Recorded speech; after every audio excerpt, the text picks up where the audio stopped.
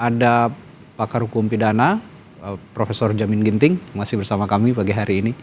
Prof, 10 novum ditolak, tapi yakin bahwa kesaksian Liga Akbar ini juga menjadi novum nantinya di persidangan. Apakah bisa demikian mekanismenya, Prof? Ya, selamat pagi ya Mas Raditya dan para pemirsa. Jadi kalau kita lihat apa yang ditolak oleh jaksa penuntut umum terkait dengan beberapa novum berupa gambar dan foto dan hasil visum et repertum yang menyatakan sudah pernah dijadikan pemeriksaan sebagai bukti di persidangan. Ya. Jadi kalau terkait dengan permohonan PK ini tentu ada 3 syarat ya supaya novum itu mempunyai kualitas dalam pembuktian. Pertama, bahwa benar novum itu belum pernah ya dijadikan sebagai alat bukti, ditampilkan untuk diperiksa di persidangan, belum pernah diperiksa sebelumnya. Ya. Yang kedua, novum itu benar-benar adalah novum yang sangat menentukan. Sehingga kalau nanti novum itu dihadirkan, sebenarnya putusan itu menjadi terbalik. Tadi putusan yang menghukum jadi menyatakan putusan tidak terbukti melakukan tindak pidana. Jadi sangat signifikan.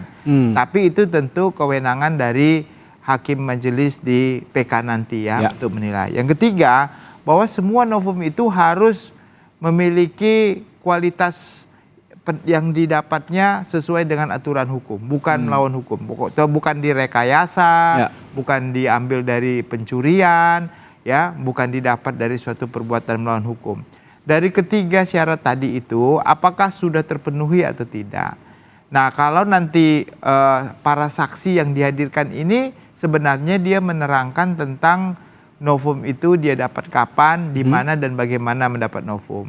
Lalu saksi yang ada di novum itu, contohnya kita ambil contoh novumnya ada berupa video dari Dede yang pernah conference terkait dengan pencabutan keterangannya. Nah, videonya ada, video itu novum namanya. Ya, tapi kapan didapat, siapa yang dapat, itu akan jadi saksi. Terus orang yang menerangkan di video itu, alias Dede sendiri, akan ditanyakan, akan diberikan kesempatan untuk menjadi saksi. Benar nggak Anda menyatakan seperti ini? Nah, benar nggak? Nanti itulah mempunyai kualitas. Ini sangat menentukan. Lalu contoh lagi, keterangan dari Ali Akbar tentang pencabutan BAP. Nah, pencabutan BAP kan hanya taunya dari media begitu ya. Nah, nanti akan dijadikan novum, maka Ali Akbar yang nanti akan memberikan keterangan saksi pada hari ini akan dia, benar nggak Anda mencabut keterangan? Kenapa Anda mencabut keterangan? Siapa yang mengambil atau foto-foto itu tersebut kan? Nanti dia akan diterangkan. Nah, itulah kualitas novum yang sebenarnya begitu. Tapi kalau novum yang lain, contohnya terkait hasil visum et repertum atau foto-foto, kalau fotonya dia foto sendiri, bukan berasal dari foto yang tidak ada aslinya, itu agak lemah. Lemahnya kenapa? Karena takutnya foto itu kan bisa saja tidak akurat ya, atau foto itu memang bagian potongan dari beberapa kejadian yang keseluruhannya tidak lengkap begitu. Nah, atau foto itu sebenarnya sudah pernah diperiksa, apalagi contohnya visum et repertum. Visum et repertum itu kan sebenarnya diambil oleh penyidik ya, dijadikan dasar untuk pertimbangan hakim gitu. Tentunya visum et repertum itu harusnya sudah pernah dipertimbangkan karena itu sebagai bukti kan. Nah, cuma mungkin orang yang menemukan visum et repertum itu baru tahu dia, oh itu ada visum et repertum, sebelumnya kami nggak tahu ada visum et repertum. Tahunya kapan? Tahunya baru sekarang begitu. Nah, bagaimana? Sudah pernah dipertimbangkan sebelumnya, tapi baru diketahui sekarang. Sebagai kualitas suatu novum itu bisa nggak? Kalau novum mungkin bisa karena baru, tapi karena sudah pernah dipertimbangkan, jadi nggak perlu dipertimbangkan lagi harusnya begitu. Bro, begini, dalam novum yang ditolak kemarin oleh jaksa begitulah ya katakan, ada beberapa juga novum yang berupa physical evidence seperti yang Prof singgung tadi, ada foto begitu ya, dan segala macamnya. Tapi untuk menguji kualitas bukti ini, perlukah ada autentifikasi lagi dalam physical evidence ini di pengadilan?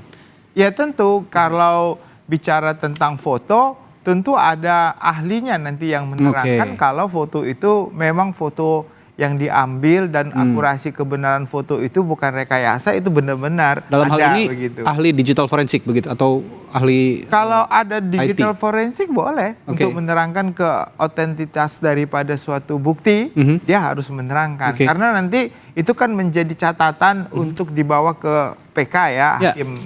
Nanti hakimnya yakin, tapi kalau cuma hanya sekedar foto lah, tidak ada otentitasnya, tidak ada dasarnya, ya sulit juga bagi hakim untuk memutus ya. Ini kan masalah pembunuhan ya, memutus tidak bersalah tapi didasarkan kepada bukti yang tidak yakin dia ini otentitas terhadap bukti ini nggak dia keyakinin. Nah sulit ya. Jadi nanti keterangan daripada ahli yang menerangkan foto itu kapan diambil, di mana diambil, benarlah foto itu menunjukkan otentitasnya, nah itu baru bisa. Tapi ya itu kembali lagi ya, kalau terkait dengan foto tidak ada pendukung keterangan dari orang yang berada di foto itu atau orang yang mengambil foto itu benar, nah itu memang agak sulit ya. Terus terang memang sulit. Kenapa sulit? Karena memang foto itu kan di hasil jepretan-jepretan pada saat kejadian dia dimandikan, pada saat dia di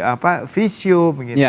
Nah tentu yang paling akurat hasil visiumnya begitu yang dijadikan dasar harusnya. Begitu. Ya satu lagi Prof, Liga Akbar yang katanya akan juga bersaksi hari ini, dipastikan akan bersaksi hari ini. Ini kan tanpa bermaksud untuk menakut-nakuti begitu ya. Ini kan mencabut BAP-nya begitu. Artinya mencabut kesaksiannya juga. Nah sebelumnya juga ada Dede yang melaporkan dan mencabut kesaksiannya sebenarnya. Jadi mengaku bahwa saat itu dia berbohong, tidak memaparkan kesaksian berdasarkan fakta. Nah begitupun dengan Liga Akbar. Apakah sekali lagi tanpa bermaksud untuk menakut-nakuti, apakah Liga Akbar ini juga bisa dijerat secara hukum sebenarnya kalau memang ada perbedaan antara Dede sama Liga Akbar. Kalau Liga Akbar dia bilang mencabut keterangannya. Gitu ya. Kalau Dede bilang itu saya memberikan keterangan palsu. Gitu. Itu langsung direct bilang keterangan palsu. Direct, ya. Walaupun kalau dia mencabut keterangannya tapi dia tidak menyebutkan keterangan yang benar seperti apa gitu kan. Dia cuma mencabut. Dan yang dicabut keterangannya itu yang mana? Karena dalam BAP itu kan banyak ya. Keterangan pertanyaannya banyak. Nah, jadi yang dia cabut itu semua keterangannya dia sampaikan dalam BAP atau hanya dalam pertanyaan tertentu saja yang dia cabut. Nah makanya hari ini harus diterangkan kepada publik, kepada majelis hakim bahwasanya yang saya cabut contohnya semua keterangan yang menyangkut dengan saya pernah diperiksa di BAP, ya saya cabut semuanya begitu. Nah itu menunjukkan kualitasnya sama kayak Dede juga berarti. Jadi yang benar yang mana kan gitu ya. Nah yang benar dia bilang contohnya nanti dia bilang ya benar saya tidak pernah tahu kejadiannya, saya hanya diarahkan oleh mohon maaf ya contohnya duganya ke Ibtu Rudiana contohnya. Seperti Dede juga pernah sampaikan seperti itu sebelumnya. Nah kalau berarti dengan demikian maka keterangan kunci terhadap saksi sebenarnya kan 3 ya. Satu itu adalah AF, Dede, sama si Ali Akbar yang paling signifikan begitu. Nah berarti 2 ini sudah mencabut, tinggal keterangan si AF gitu. Sedangkan satu lagi si Dani kan DPO. DPO jadi yang DPO dan dibilang belakangan fiktif oleh polisi. Jadi berarti hampir semuanya keterangan kalau dicabut berarti semua data dan informasi yang dijadikan dasar menghukum orang itu semuanya nggak ada gitu loh. Tidak ada lagi gitu. Padahal orangnya sudah dihukum. Nah inilah makanya nantinya menjadi dasar yang kuat ya bagi PK, majelis PK. Sebenarnya yang tadi dibahas tadi pagi juga kita bahas. Sebenarnya ini kejadiannya apa? Kejadian pembunuhan kah? Atau kecelakaan tunggal? Kalau semuanya dibilang mencabut pernyataan tidak pernah melihat, mendengar atau mengalami adanya kejadian pembunuhan. Bahkan mereka menyatakan 8 orang itu saya nggak pernah tahu, nggak pernah saya lihat, dan saya dengar dan tidak saya alami. Berarti kan tidak ada yang tahu ada kejadian ini siapa begitu. Berarti itu semua keterangan yang menyatakan ada perbuatan pidana pembunuhan ya tidak pernah ada gitu kejadiannya. Dan ini sangat disayangkan ya. Ya, makanya tinggal hakimnya lah nanti bagaimana menilai. Menurut saya kalau benar-benar ini disampaikan di ruang persidangan secara resmi, ini menjadi data otentik yang cukup kuat untuk bisa mengungkapkan ya sebenarnya kejadiannya apa sih? Apakah benar-benar kecelakaan tunggal atau pembunuhan berencana? Oke, termasuk nanti saya akan tanyakan kepada Anda setelah jeda, Prof. Soal Liga Akbar ini juga, kalau memang dia mencabut katakanlah sebagian BAP yang sudah diutarakan kepada pihak kepolisian, nanti juga misalnya di sidang digali begitu oleh majelis ketika Liga Akbar ini mengaku ada intimidasi, apa dampaknya bagi status hukum Liga Akbar maupun juga para terpidana yang lain yang berada masih dalam tahanan dan menjalani hukuman. Kami akan tanyakan itu dan bahas itu bersama Profesor Jamin Ginting setelah jeda di Breaking News Kompas TV. Tetaplah bersama kami.